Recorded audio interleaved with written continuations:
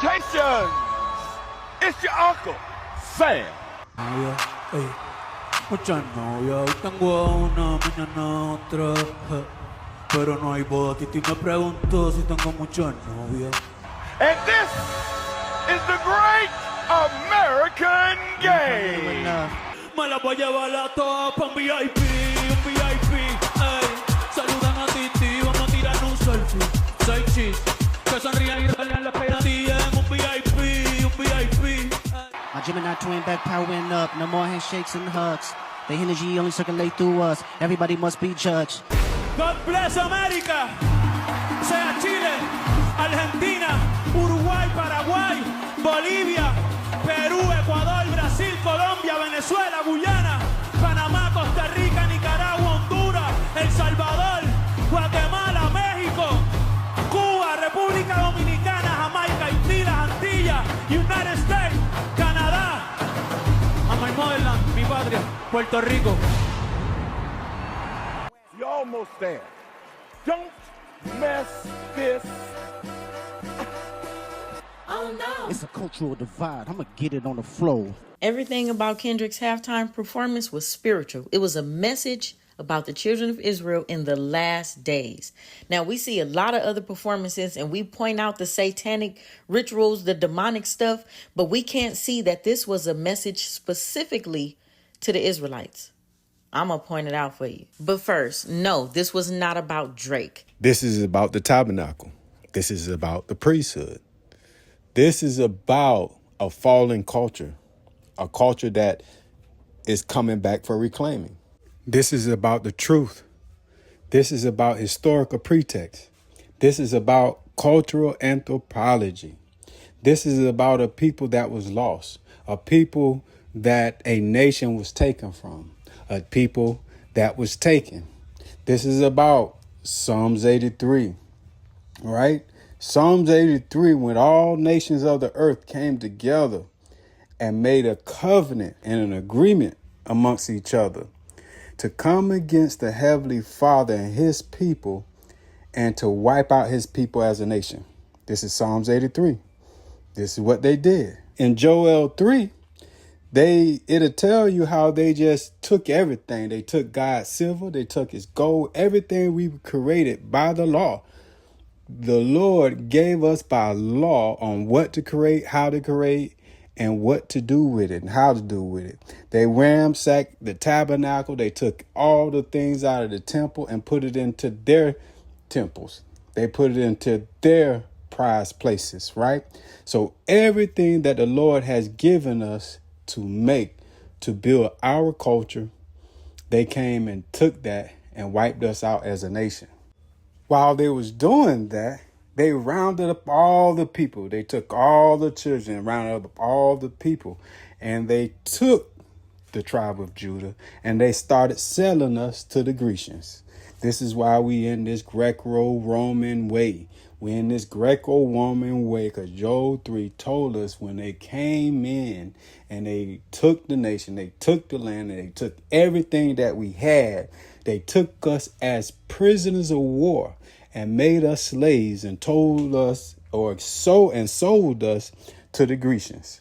This is what they did. This is what they recorded, right? We became slaves after those nations had took our land and took our nation and stripped us from our Heavenly Father. So Kendrick Lamar is priest number 1. Samuel Jackson, Uncle Sam, is priest number 2. In this culture, the Lord designed the culture to look a certain way, to fashion itself a certain way, to be a certain way, right? And one of the elements are the colors and the meanings of that culture. In resemblance like the nation's flag or a flag or the colors of a flag that represents that nation. But this origin started from the Lord and his chosen people. And guess what? Guess what was their colors? Their colors is fine linen. Their colors is scarlet. Their colors are blue and purple. Today, we would call it the red, white, and blue. Fine linen is a white or off-white. The scarlet is the red. See, now the blue and the purple is special because if you blend those two, guess what you get? You get the navy blue. This is facts. This is facts.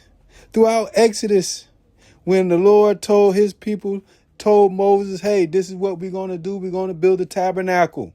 And in the tabernacle, this is what I want. I want the colors of the curtains. I want the fashion throughout the tabernacle to be fine linen. I want it to be blue and purple. I want it to be scarlet, gold.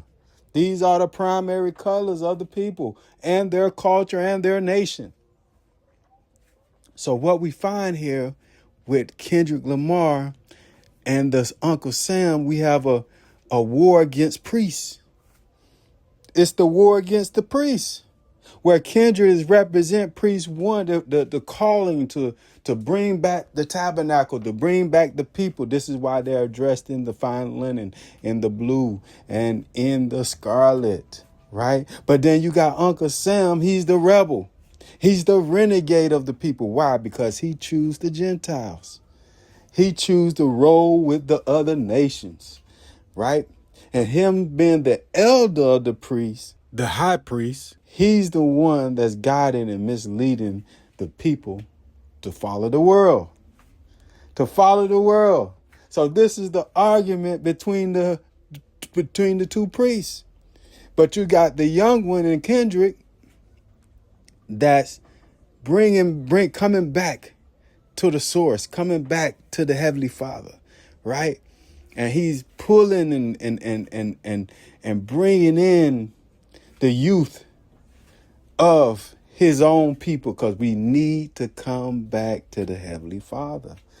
So the representation of that is them dressed in the red, white, and blue. And the A on his chain had nothing to do with A minor. It has to do with his organization called PG Lang, which means Project Language. Look it up. So we start the journey through the apple, and everyone knows what the apple means. And then it looks like a game board. The first thing that comes to mind is Squid Games, because in the Squid Games, they take the oppressed and make them play this game in order to advance in life. But they have to sacrifice everything. Before we can see what the game even is, Uncle Sam comes in and introduces you to the American game, the great American game. Uncle Sam is one of the priests that chose to be greco-roman. He preferred to be and do as what the Romans do. This is what Uncle Sam is. So Kendrick Lamar is priest 1, and Uncle Sam is priest 2. It's the battle of the priests. It's the battle of the influencers. This is what all this is about. It's about who's going to influence who. Now, America plays a lot of games. I'll hit that building and take their gold. I'll hit this country and take their oil. I'll fund both sides of this war so that I can win off of it. But the greatest game of all has been with the children of Israel. Based on the King James Version of the Bible, there is a strong scriptural theme indicating that Israel, the descendants of Jacob and Israel, is chosen by God to be a light to the nations and to teach the laws and commandments of God to the world. Here are the key aspects regarding this role. Teaching the law to nations. In Deuteronomy chapter 4, 5 through 8, Moses tells the children of Israel to keep the statutes and judgments he taught them, stating that this will be their wisdom and your understanding in the sight of the nations, which shall hear all these statutes and say, surely this great nation is a wise and understanding people. Purpose of the covenant. Israel was established as a nation to keep the commandments of the Lord, which in turn serves as a testimony to the world. And we start this out with Kendrick being on top of a GNX. GNX stands for General National Experimental. The energy only circulate through us. Everybody must be judged. But this time, God only favoring us. 20 years. Judah, thou art whom thy brethren shall praise. So all of Judah brothers is going to follow him, because Judah is the most influential. He's the most athletic. He's the most protective. He's the most of everything. He's like highly talented, Judah is. So Judah, he stooped down. He couched as a lion. Now this is what Kendrick is doing on the car. He's couching as the lion. The scepter shall not depart from Judah. Now, the scepter that Kendrick has is the mic to be the influencers, to talk to his brethren so they can follow. Unto him shall the gathering of the people be. So the people will follow Judah. He's the influencer. Originally he was not, the tribe of Judah was not chosen to be the priests, but now they are the spoken leaders. Judah also is the mighty man, the man of war, the prophet, and the eloquent orator. Now, this is what priest number 1 and priest number 2 are. There are the differences of doctrine, but they are the same blood. They are all eloquent orators, right?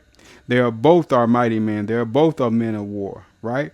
And all of the blood of Judah is heavy influencers. This is a bloodline through the tribe of Judah. Go back and watch and listen to what he's saying right here. He said the energy flows through us. Everybody's going to be judged, but the Most High is only favoring us. And then we get out of this experiment in red, blue, and white. And we go off into our own groups. And what he's saying? Squabble up. But this time, God only favoring us. 20 years in, still got that pen dedicated to bare hard truth. Etiquette speak with a vigilant tongue. Predicate this time is I'm carrying heavier hearts right now. I got power to lift with Olympians too. Carrying various darts right now. I deserve this like tiramisu. This is what we do. We body for body. He talking about the struggle that we go through. Some of the things that he said, another thing he said was, grew up off of government cheese, but now I can seize the government. He said you wouldn't understand this if I sat down and wrote it out to you. He said the revolution is about to be televised. Present tense. The revolution about to be televised. You picked the right time, but the wrong guy. We have a guy in office that's about to bring all of this to pass real fast, and the time is now. He starts off this next song saying, if you don't know how to find the true Sabbath, understand what Job was being questioned on. Understand Genesis 1 and 14. Understand the luminaries. But anyway, the song letting you know, when I hear music, it makes me dance. You got the music, now here's your chance right now. He performed this song, and then Uncle Sam comes again and says, what you doing is too ghetto, is too much, is too loud. I need you to do things the way I want it to be done. So he starts the next song saying, nobody prayed for me. And these people have formed a nation within a nation. He is in the midst of it. And everybody is going along with it. Yes, yes, yes. Then their fists pumping. Then their fist bumping. And they're together.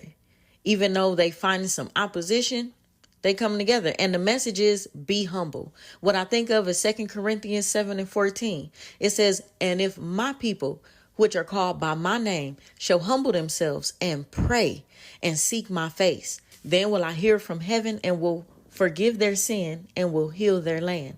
So what do they do after they come together? My left stroke just went viral. Forward march. Be humble.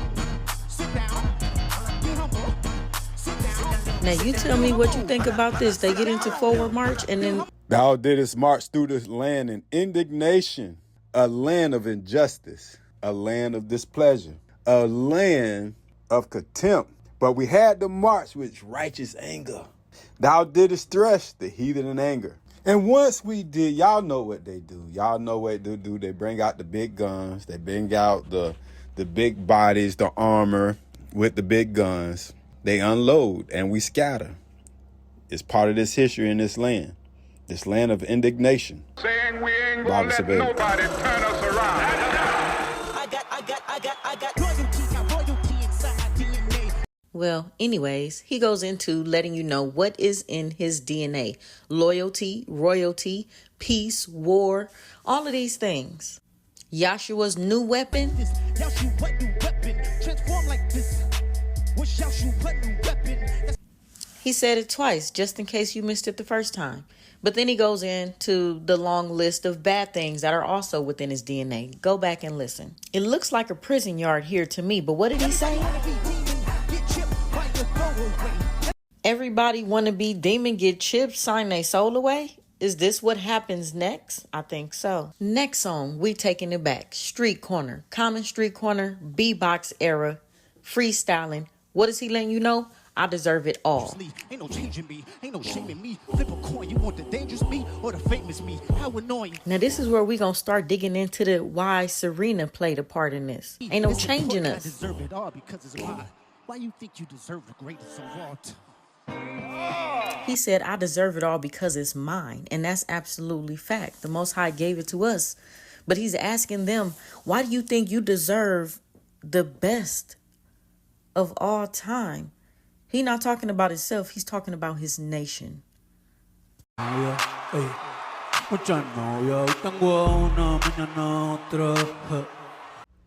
we are with piece number 3, influenced by the Vatican. Influenced by the Vatican. How do I know this? Look, in the Latin culture, it almost, when they wearing all white, it has to do with religious practices.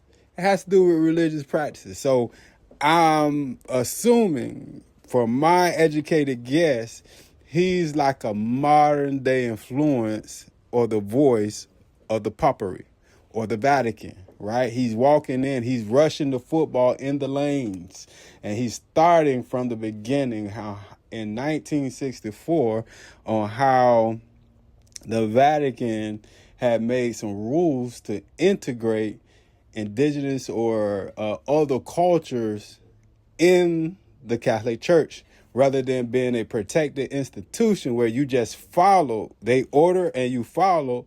There was an integration in 1964 where you could be who you are and be participants within the institution of the Catholic Church.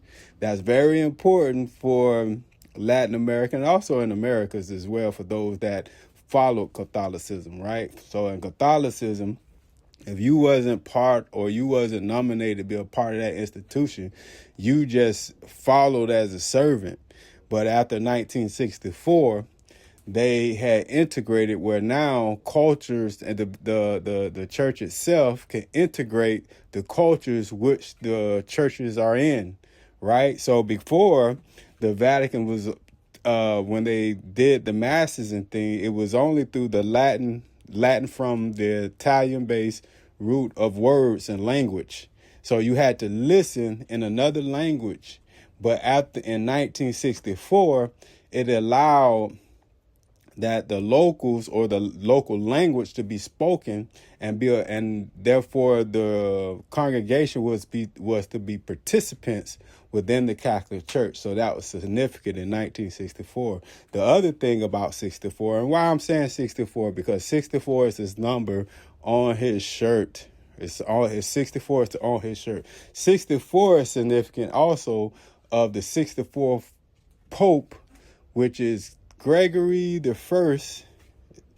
I think it's Gregory the First. That what he did was, this was a great mission. It was the great mission to basically convert all the Caucasians. All the Caucasians was to come under one flag, under one institution, which was the Greco-Roman Empire, right? They called him the Pope, the 64th Pope, which they called him Saint Gregory the Great, right? So this is significant because now, before 1964, this is way before this is like as the Roman Catholic Church had to be reborn. This is one of the things they did where they brought all the Caucasians under one roof, right? That's under the Roman Church. And then from there, it started ushering in the strategy of the Roman army to conquer, to colonize, right? And it built up over those years. And that's also another foundation of modern day Latin America, because without colonialism and the Roman Church, what would be Latin America? If there would be a Latin America. Are y'all following me? This is not, the Latin America thing is not a ancient thing. This is a modern day thing. And you had to have different things that happened within that culture that influenced that culture. And it was strictly and foundationally through the popery. It was through the Vatican, through that religion, that how they integrated and defined their culture. So he's walking through as that modern day pope, like the young pope. He's walking through. So towards the end, when he's calling out all of the Americas, which is Latin Americas, he's really doing what Gregory did in the 64th Pope did to all the Caucasians. Now he's calling all the Latins. He's doing the same thing. Look it up. Pope Gregory I, the 64th Popery, right? That brought all the they call the Anglo-Saxons or the Caucasians under one roof. And when they did that, they was able to strategize to take over the world, to colonize. That was his calling in the end when he called out all the Latin countries throughout the Americas, is for them to come under one roof again, to come back and to colonize through the Spanish Latin language. This is what this is about. This is what it is. Bible surveillance. I want to talk specifically about the political references in this halftime show that really got me. So starting off, we're in the sugarcane fields of Puerto Rico, just diving right into the historical context of colonialism in the Caribbean, the history of slavery in the Caribbean, the exploitation of our land and our natural resources for the economic gain of the empire. The empire was the Roman Catholic Church, the Gregorian Catholic Church. This is the empire. When they would send out all those missionaries to colonize the world, to study the world and to colonize. And then once they had colonized, they brought all subjects under the Roman Catholic Church, the empire. And then those subjugations had to report what was found in those lands. And those lands was distributed and the resources was distributed and those resources was colonized under the Roman Catholic Church from 64 Pope Gregory that I mentioned before, where they brought all the Caucasians under one roof, which forced a great war, the Great War, to colonize the South so the South can feed the North. Now we're in New York City, Nueva York. And then Benito just waltzes up to go take a shot with who? Toñita. Who's Toñita? This is a real Puerto Rican woman who lives in Brooklyn and owns something called the Caribbean Social Club, which is one of the last standing Puerto Rican establishments in Williamsburg, which has been a hugely gentrified neighborhood of New York City, which was always traditionally Puerto Rican. She herself has almost been kicked out many times but refuses to sell. She's an icon of fighting gentrification in Nueva York. The part of the show that hit us Boricuas the hardest, Ricky Martin. Quieren quitarme el río y también la playa. Quieren el barrio mío y que abuelita se vaya. No, no, suelte la bandera ni olvide el Lelolai. Que no quiero que hagan contigo lo que me pasó a Hawái. Ricky Martin from Puerto Rico just sang a Bad Bunny song saying, I don't want to happen to us what happened to Hawaii. A blatant call for independence and sovereignty and decolonization of Puerto Rico. And then we go straight into this. Actually simulated the problems with our power grid in Puerto Rico, which is a direct consequence of us being a colony, and the privatization of our power grid by the USA. Then Bad Bunny emerges from the fields carrying the Puerto Rican flag, but not just any Puerto Rican flag. This is the light blue Puerto Rican flag, which is the original colors. And this is the flag that they banned. And then we were only allowed to get our flag back when they changed it from light blue to that navy royal blue to match the blue in the American flag. But by waving this flag, this is our original flag, again referencing our own sovereignty. A mi pueblo, mi patria, Puerto Rico. Seguimos aquí. And ending it with seguimos aquí, which means we're still here. Even though you're trying to colonize us and gentrify us out of our own island, seguimos aquí. Pero no hay boda. Titi me preguntó si tengo muchas novias. Ey, muchas novias. Hoy tengo a una, mañana otra. Ey.